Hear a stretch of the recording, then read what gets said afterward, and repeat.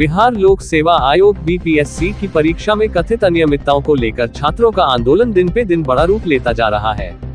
छात्रों के इस आंदोलन को विपक्षी पार्टी के कई नेता समर्थन दे रहे हैं, जिनमें से एक जन सुराज पार्टी के संस्थापक प्रशांत किशोर भी है। एक हफ्ते पहले इस आंदोलन में शामिल हुए प्रशांत किशोर अब अनशन पर बैठ गए हैं। सहारनपुर के गागलहेड़ी कस्बे का है, जहां 40 वर्षीय सुरेश राणा नाम के प्रॉपर्टी डीलर की गोली मारकर हत्या कर दी गई। घटना के समय सुरेश के बेटे और उनके दोस्त घर पर ही मौजूद थे। गोलीबारी की आवाज सुनकर पत्नी कमरे में पहुंची, जहां सुरेश खून से लथपथ हालत में पाए गए। नोएडा और ग्रेटर नोएडा में इस बार नए साल का जश्न धूमधाम से मनाया गया। शराब इन पार्टियों का अहम हिस्सा रही, इसलिए 31 दिसंबर और 1 जनवरी को जिले में करीब 20 करोड़ रुपए की शराब की बिक्री हुई। गलवान डेमचौक समेत लैक के कई गांव बने डिजिटल क्रांति का हिस्सा। भारतीय सेना ने लगाए 4G टॉवर। चीन के साथ जारी सीमा विवाद के बीच भारत ने पिछले 4 साल में लैक का अहम विकास किया है। इस विकास का नया अध्याय लैक को 4G नेटवर्क से जोड़ना है।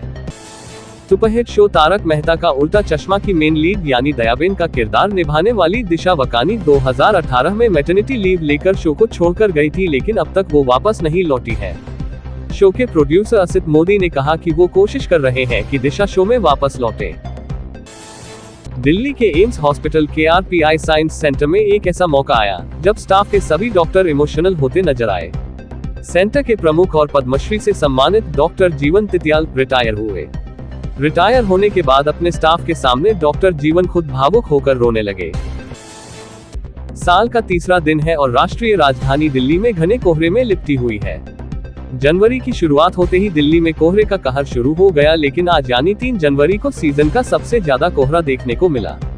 आलम यह है कि सड़कें, पेड़ पौधे सब गुम हो गए हैं।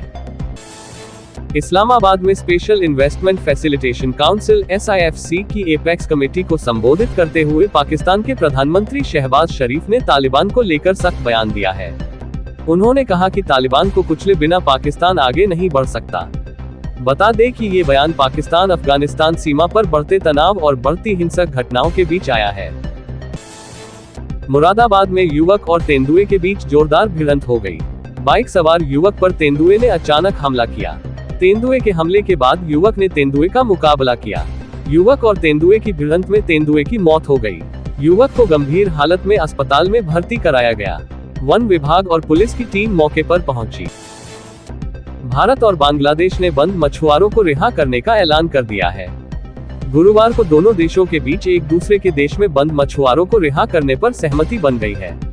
बांग्लादेश में बंद 95 भारतीय मछुआरे और भारत में बंद 90 बांग्लादेशी मछुआरे बंद हैं। समझौते के मुताबिक बांग्लादेश 5 जनवरी को 95 भारतीय मछुआरों को भारतीय अधिकारियों को सौंप देगा, जबकि भारत उसी दिन 90 बांग्लादेशी मछुआरों को रिहा कर देगा।